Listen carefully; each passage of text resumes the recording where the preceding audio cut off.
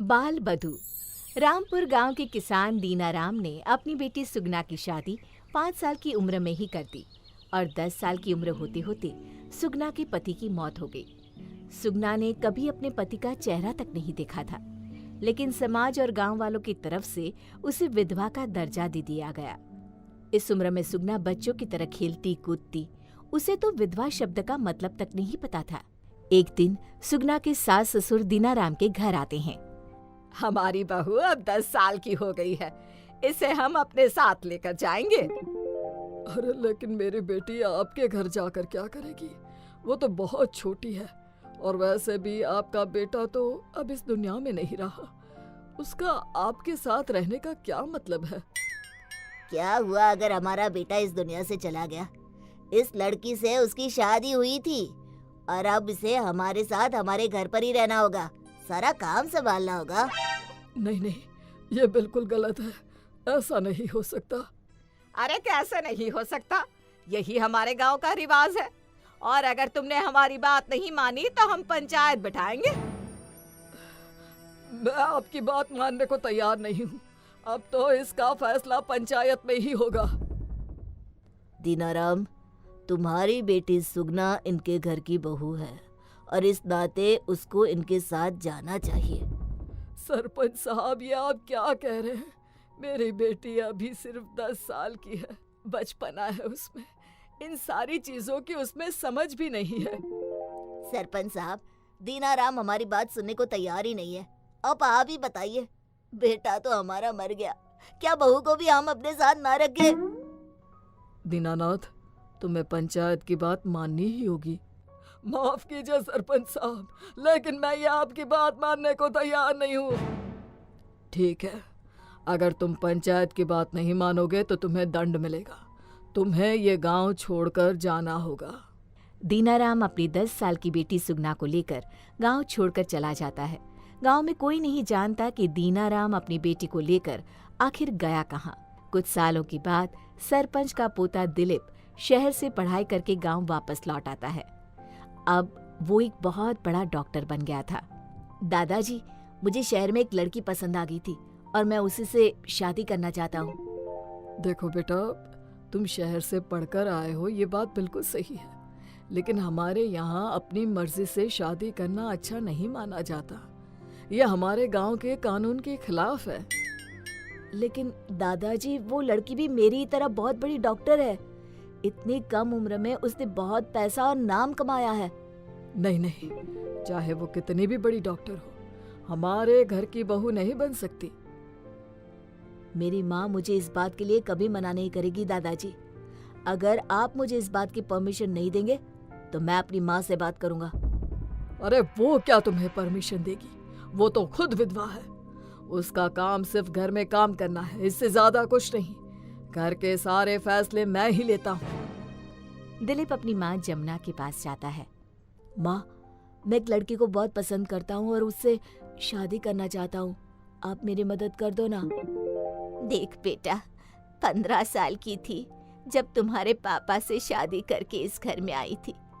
18 साल की उम्र में तुम हो गए और उसके बाद तुम्हारे पापा इस दुनिया को छोड़कर चले गए। तब से लेकर आज तक इस घर में सिर्फ नौकरानी की तरह काम करती आई हूँ। लेकिन उससे क्या फर्क पड़ता है माँ? आप मेरी माँ हो, मेरी जिंदगी के फैसले लेने का हक आपको है।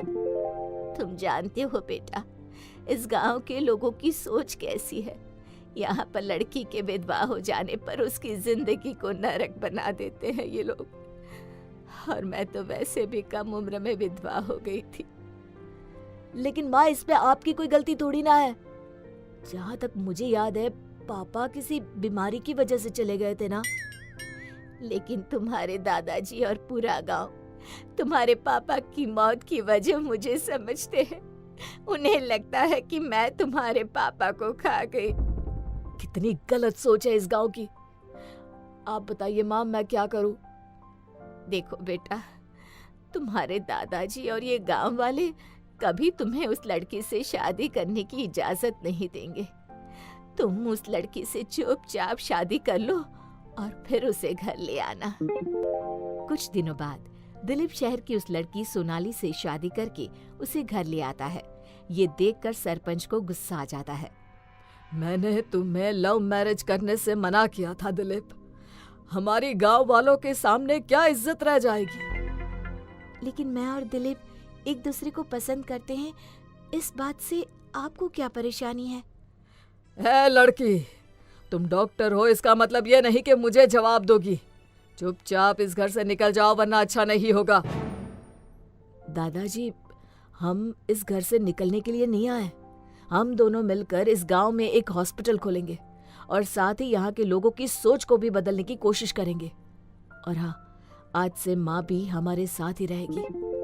धीरे धीरे दिलीप और सोनाली मिलकर गांव में एक बड़ा अस्पताल खोलते हैं। दिलीप और सोनाली लोगों की बहुत सेवा करते हैं, उनका फ्री में इलाज करते हैं।